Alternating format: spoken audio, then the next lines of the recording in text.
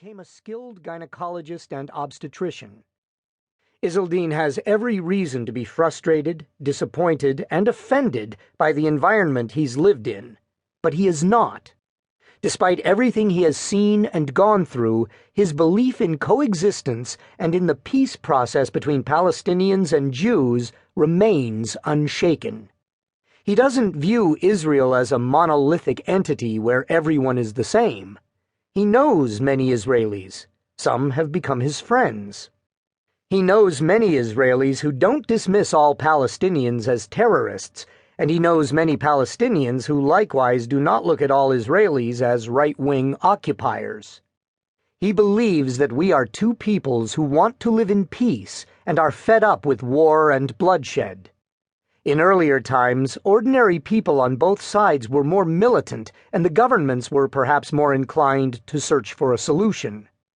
He believes that the situation is the reverse today.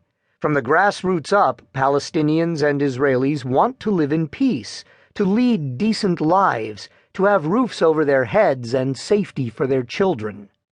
It's largely the leaders in both camps who continue to fight the unfinished battles of yesterday. Over the years, we've kept in touch. I see him at conferences, and of course we also have discussions about the conflict in the Middle East and about the chances for reconciliation. Both of us are optimists at heart. Neither of us believes that the ideological obstacles that prevent us from finding common ground for a decent future are insurmountable. When our leaders discuss peace now, they speak mainly about the future geographic borders between Israel and the emerging Palestinian state. The conflict has become a quarrel about real estate, and this can, must, and will be resolved one day. Of course, this is an oversimplification. There is no denying that many fanatics on both sides keep doing everything they can to advance their respective extremist visions. But they are the minority. Our true tragedy is that almost everybody knows what the outcome will be, yet too few are willing to admit it and act accordingly. Two states living side by side, Jerusalem with a special status, the symbolic return of a few thousand refugees, and compensation for the ones who don't go back. The tragedy is the relentless march of follies in the opposite direction from this outcome, and all the Jewish and Arab casualties on that path.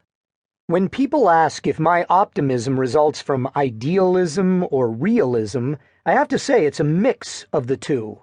You have to be realistic even if you're an idealist. And you have to be idealistic in order to cope with the reality here. If you judged our lives only by what happened yesterday or today, you'd never be able to lift your head and look to the future. If, on the other hand, you only look ahead, you'll stumble and walk in circles. Izzeldin is realistic. He knows it's no rose garden we live in, but he strongly believes that medicine can bridge the divide between our peoples. Medicine and science know no boundaries or frontiers, nor should they.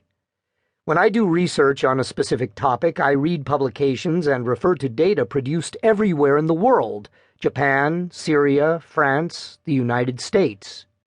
All that matters is the quality of the report, not where the authors come from. At international congresses, we meet colleagues from all over the world, sometimes from other countries that have no diplomatic relations with us or with each other.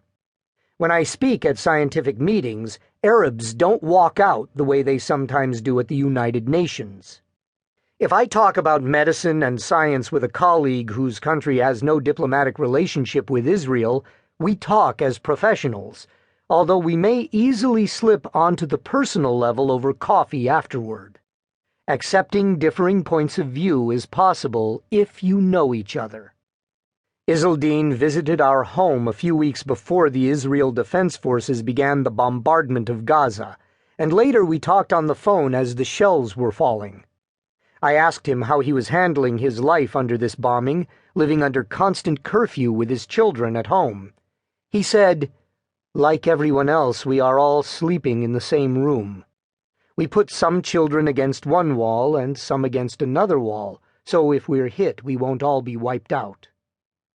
On January 16, 2009, 3 of his girls